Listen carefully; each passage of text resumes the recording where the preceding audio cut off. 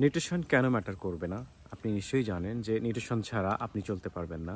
আপনার শরীরের প্রতিটা অঙ্গ-প্রত্যঙ্গ চলার জন্যে একটি মেজর ভিটামিন, মিনারেল দরকার। সেই ভিটামিন, মিনারেলের চাহিদা পূরণ করার জন্যেই কিন্তু নিউট্রিশন প্রয়োজন।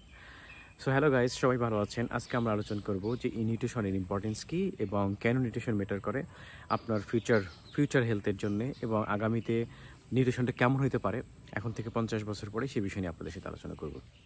তো ফার্স্ট অফ অল আপনাদেরকে বলতে চাই নিউট্রিশনটা কী।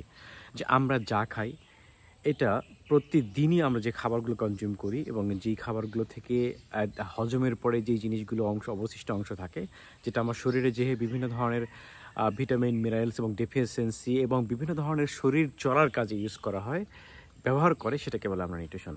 এক কথায় যদি বলি যে শরীরকে সুস্থ রাখার জন্য, স্বাভাবিকভাবে পরিচালনা করার জন্য যেই পরিমাণ জিনিস দরকার, যেই ইম্পর্টেন্ট গুরুত্বপূর্ণ মেজর নিউট্রিয়েন্টগুলো দরকার, সেটাকে বলবো আমরা নিউট্রিশন। এবং এই নিউট্রিশনটা হচ্ছে কেন প্রয়োজন?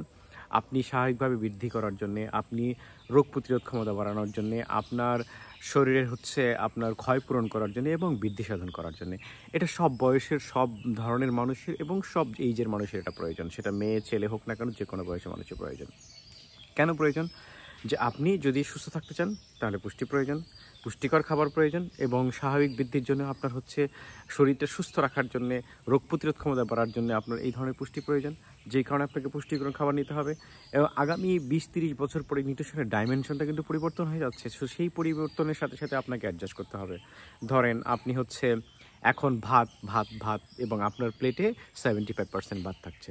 আপনি যদি এইভাবে ভাত কনজিউম করতে থাকেন, একটা বয়স যাওয়ার পরে কিন্তু আপনার রোগ প্রতিরোধ ক্ষমতা কমে যাবে এবং আপনার সুগার লেভেল বেড়ে যাবে, আপনার অন্য ধরনের ডিজিজগুলো বেড়ে যাবে। এবং সুগার কিন্তু আমাদের শরীরের একমাত্র শত্রু, যেটা আপনি যদি বেশি কনজিউম করেন আপনার শরীরের জন্য বেশি ক্ষতি করাবে। একদিকে ভালো, একদিকে খারাপ কিন্তু সুগার।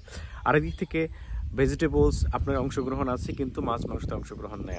আপনার খাবার কনজামশন কম। যদি আপনি মাছ মাংস এই খাবারটা গ্রহণ করা বাড়াতে না পারেন, তাহলে কিন্তু আপনার শরীরের রোগ প্রতিরোধ ক্ষমতা এবং আপনার শরীরের যে স্বাভাবিক সক্ষমতাগুলো আপনার সঠিকভাবে থাকবে না। তো এই জন্যেই আপনাকে নিউট্রিশন গ্রহণ করতে হবে এবং খাবারের যে পরিবর্তন করতে হবে, খাবারের ডাইভার্সিটি করতে হবে এবং খাবারের ভিতরে নিউট্রিশিয়াস খাবার থাকে, সেই বিষয়গুলোকে মাথায় রাখতে হবে। যদি রাখেন তাহলে আপনি সুস্থ থাকবেন, স্বাভাবিক থাকবেন এবং আগামী 50 বছর পরে আপনি কীভাবে সুস্থ থাকতে চান সেটার দিক নির্দেশনা কিন্তু এখন থেকে আপনি পাবেন।